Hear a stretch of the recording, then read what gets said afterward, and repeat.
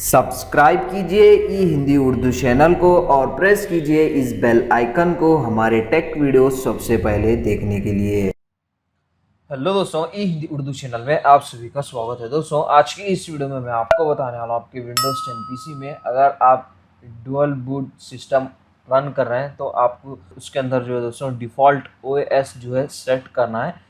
तो उसको कैसे करते हैं मैं आपको बताने वाला हूँ। तो इसके लिए दोस्तों बहुत ईजी और बहुत सिंपल मेथड है। तो विंडोज़ की होल्ड कीजिए और आर प्रेस कीजिए और यहाँ पे आपको रन बॉक्स में टाइप करना है दोस्तों। जैसे मैं एज इट इज टाइप किया हूँ उसी तरीके से आपको टाइप करना है सिस्टम प्रॉपर्टीज एडवांस, सेम इसी तरीके से आपको टाइप करना है और ओके पे क्लिक करना है। That's it. अभी आपकी जो सिस्टम प्रॉपर्टीज है दोस्तों वो ओपन हो जाएगी, जैसे कि आप यहाँ पे देख सकते हैं। आप यहाँ पे देख सकते हैं स्टार्टअप एंड रिकवर में जो है दोस्तों सेटिंग्स पे आपको क्लिक करना है।